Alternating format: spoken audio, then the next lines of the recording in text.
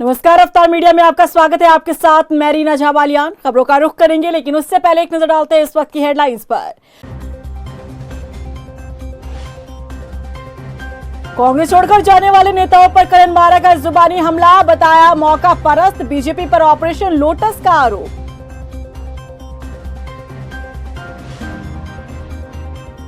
दल बदलुओं ने बदला गढ़वाल में सियासी समीकरण। टिहरी और पौड़ी सीट पर कांग्रेस की चुनौती बढ़ी, बीजेपी के लिए आसान हुई राह। दल बदलुओं ने बदले समीकरण।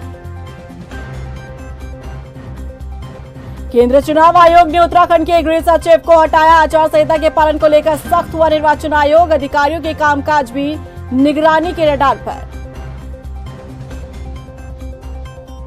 लोकसभा चुनाव की तैयारियों में जुटा शासन प्रशासन। हल्द्वानी में निर्वाचन आयोग ने की कंट्रोल रूम की शुरुआत।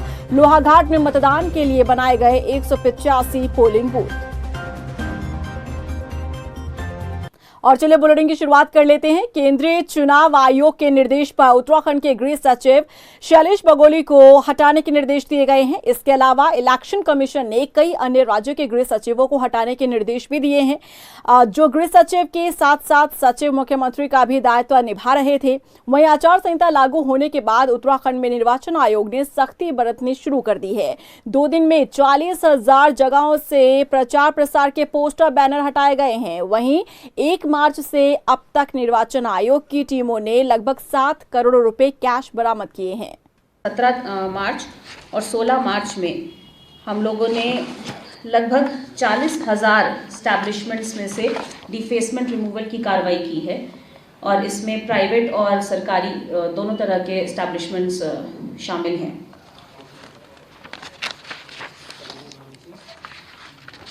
बिल्डिंग्स, एस्टैब्लिशमेंट से मतलब है बिल्डिंग्स।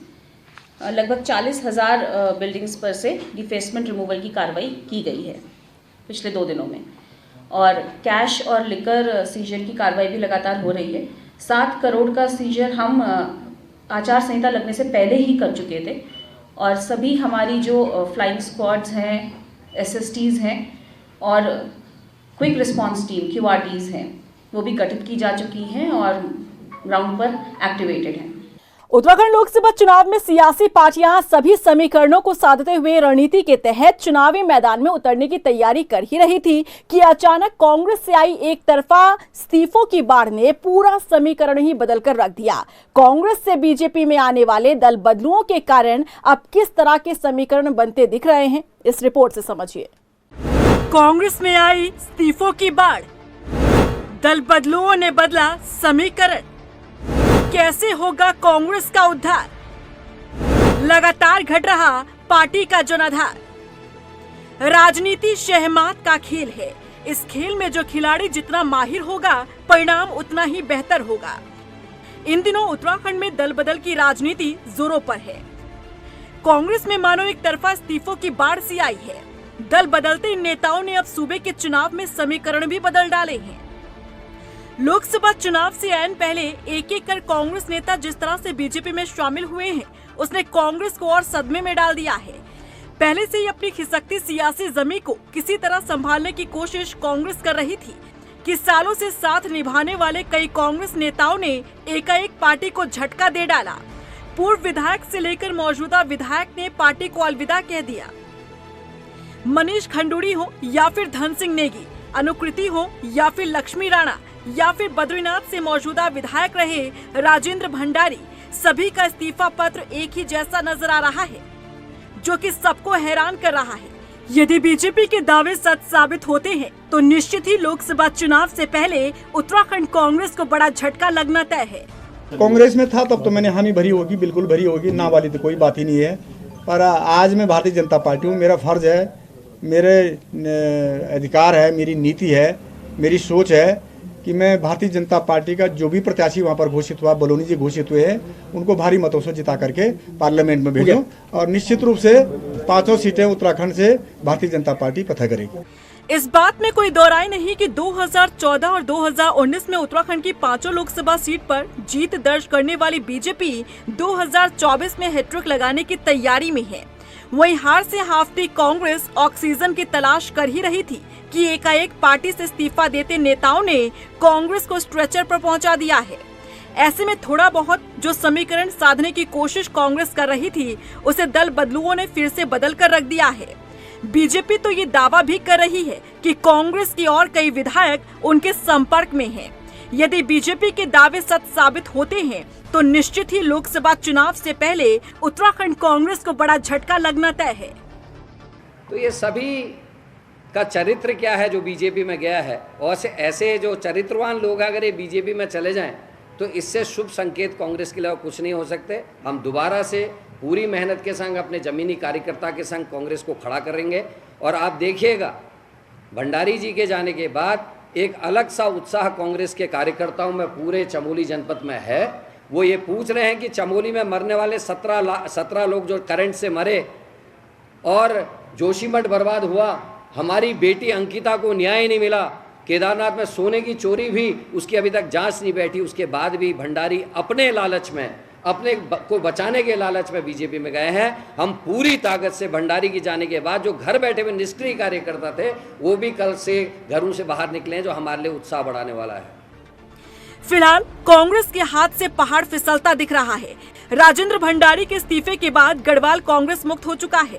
भंडारी के बीजेपी में शामिल होने के बाद कांग्रेस का कोई भी विधायक गढ़वाल से नहीं है, यानी कि लोकसभा चुनाव में पौड़ी गढ़वाल से बीजेपी के प्रत्याशी अनिल बलूनी को जीत दिलाने में ये दल बदलू नेता भी अपनी भूमिका अदा करते नजर आएंगे। वहीं कांग्रेस पहले से ही नैनीताल और हरिद्वार सीट पर प्रत्याशी उतारने में कंफ्यूज दिख रही है। इस बीच एक के बाद एक कांग्रेस नेताओं का पार्टी छोड़ना कांग्रेस को और कमजोर कर रहा है। ऐसे में फिलहाल पहाड़ से मैदान तक बीजेपी मजबूत नजर आ रही है। रफ्तार मीडिया के लिए देहरादून से सुशांत सिंह, मनीष डंगवाल के साथ ब्यूरो रिपोर्ट। जहां एक तरफ कांग्रेस में इस्तीफों का दौर जारी है, तो वहीं इस मसले पर कांग्रेस के प्रदेश अध्यक्ष करण माहरा ने कहा कि मुकदमों और जेल भेजकर बीजेपी अपना डर दिखा रही है, जिस कारण कांग्रेस नेता पार्टी छोड़ रहे हैं।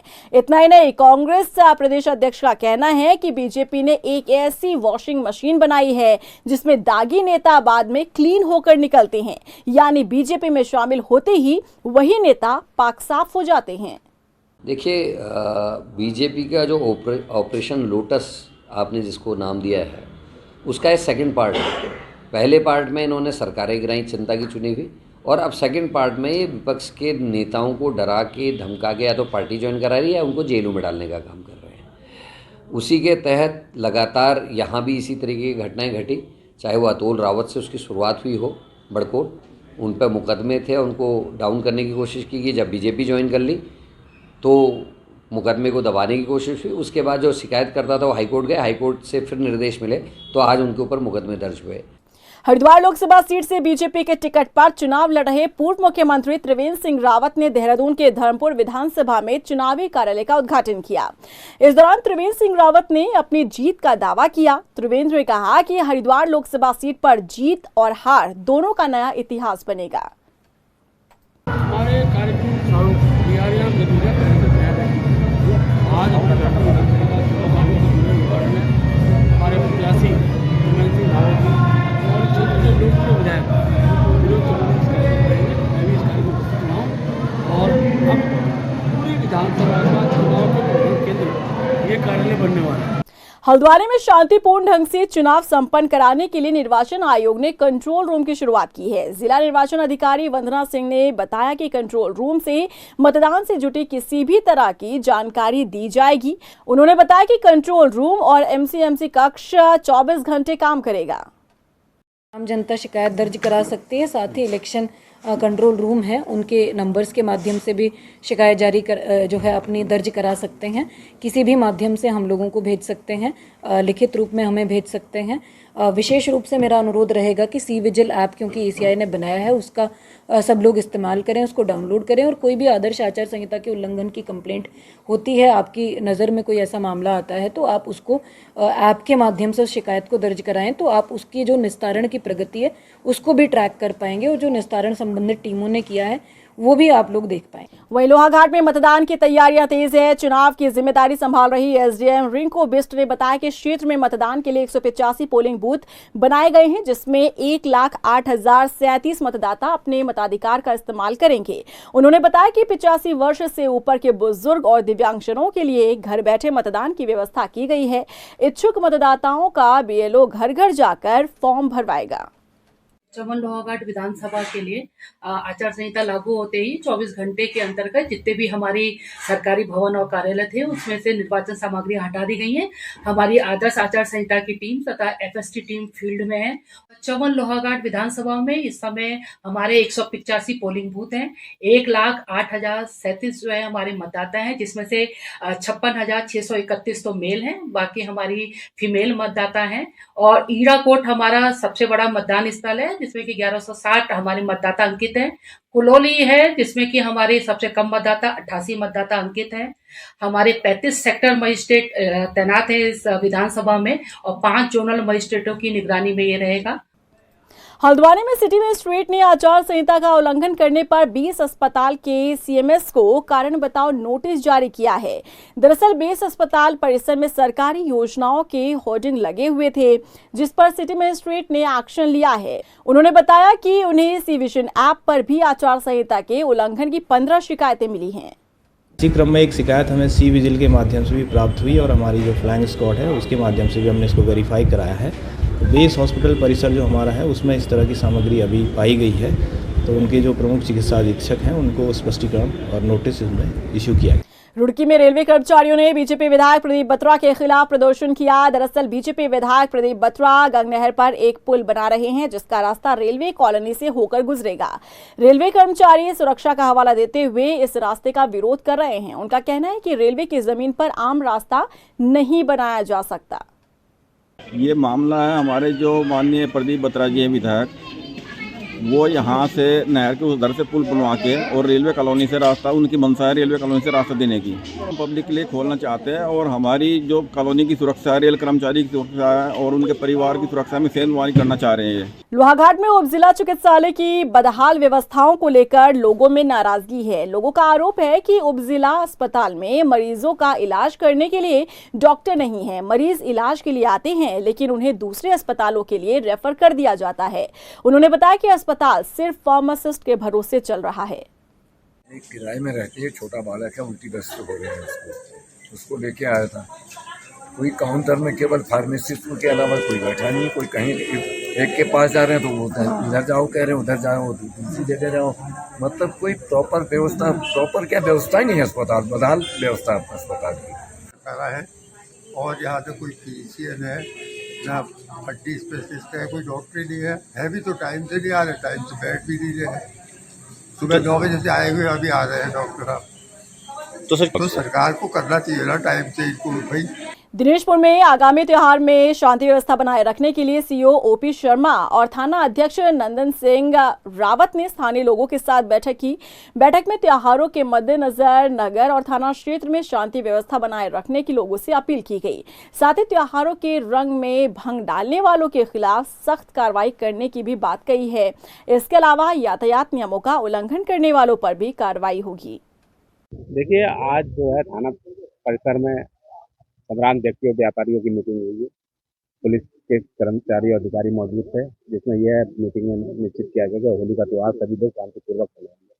कोई भी किसी पर जबरदस्ती रंग नहीं डालेगा और मोटरसाइकिल तेज नहीं चलाएगा और प्यार से सब लोग होली खेलेंगे।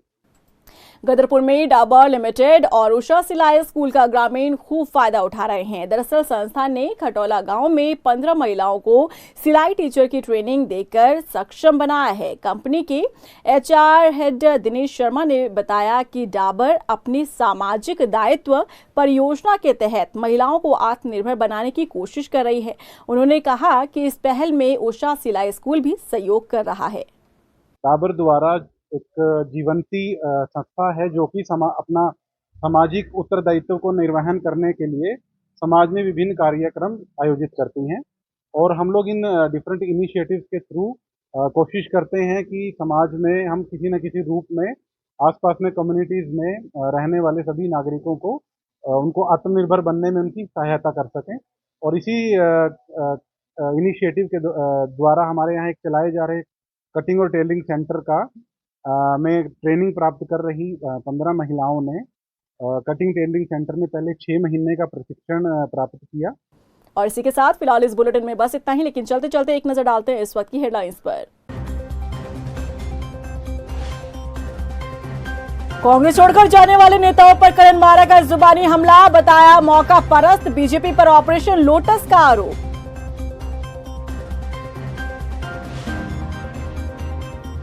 दल बदलुओं ने बदला गढ़वाल में सियासी समीकरण, टिहरी और पौड़ी सीट पर कांग्रेस की चुनौती बढ़ी, बीजेपी के लिए आसान हुई राह, दल बदलुओं ने बदले समीकरण।